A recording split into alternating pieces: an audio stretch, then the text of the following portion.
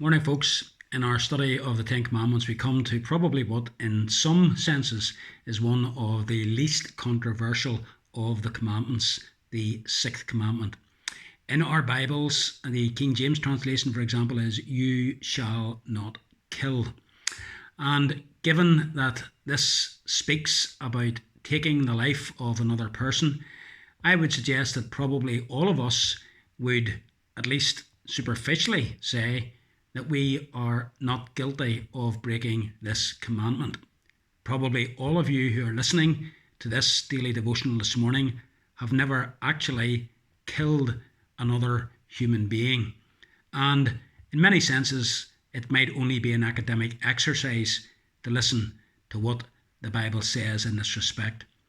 But I trust that as we look into it in more detail, we will see that this is far from the case. The commandment, in actual fact, has a lot to say to all of us, because like the others, this commandment actually condemns every one of us. When we look beneath the surface, we realise that it actually entails us breaking this commandment and possibly breaking it more often than we think.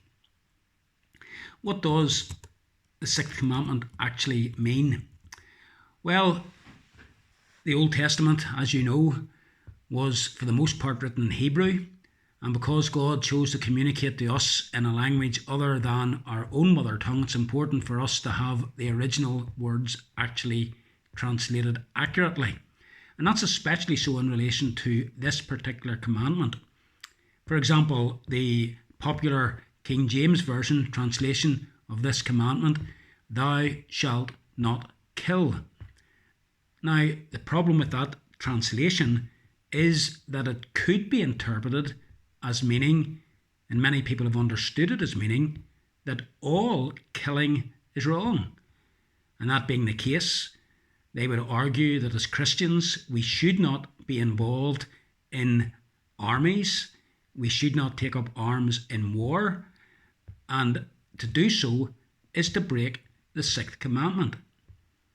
Others would use this commandment and point to it and say that because all killing is wrong, that we have no right as human beings to kill other life forms such as animals. And it's been taken up by the animal welfare groups to argue the case that we shouldn't, for example, kill animals and slaughter them in order to eat. And of course, this is an abuse of what this commandment means. And then there are others, and this is particularly so in our own society and in America, who would use this commandment as an argument against capital punishment.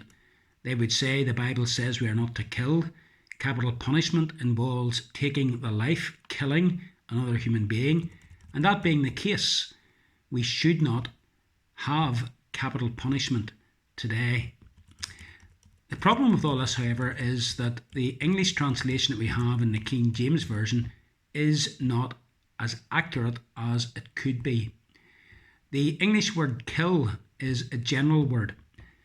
The Hebrew word that is used here, the word ratzak, means unlawful killing. And it's better translated, as it is in some English versions, "You shall not murder." You shall not murder. It is unlawful to take unlawfully the life of another human being. Unlawful killing. Premeditated, cold-blooded, intentional killing of another person. This is what the commandment is looking at. It also includes killing another person without premeditated intention, as for example in a crime of passion, where a husband perhaps discovers his wife is being unfaithful, comes in and discovers this to be so, and then a fit of passion and rage kills either both of them or one of them. It also includes the killing of another person as a result of carelessness. Someone driving recklessly or carelessly, knocking down another human being who, as a result, dies. So these sorts of killings are covered by this word ratsak. It is to unlawfully take the life of another human being. We have an example of this in Deuteronomy 22 and verse 8. When you build a new house, make a parapet around your roof, so that you may not bring the guilt of bloodshed on your house if someone falls from the roof. Why did God tell him to build a parapet around the roof? For safety reasons. To fail to do so was to endanger the lives of others. And should anyone fall from the roof that didn't have a parapet around it, the owner of the house would be responsible for that death, and they would be culpable for the life of another human being. And so this commandment calls upon us to take all steps necessary to ensure that we do not unlawfully take the life of another human being, either by deliberate meditation, premeditation, either in a rage and fit of passion, or by an act of sheer carelessness. The reason for this, of course, is that human life is extremely precious. We are made in the image of God. Every single person is made in the image of God.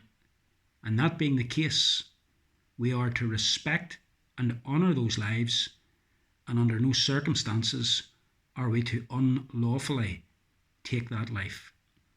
God willing, tomorrow we look further into this commandment. May God help us as we think about these things today. Have a good day, folks.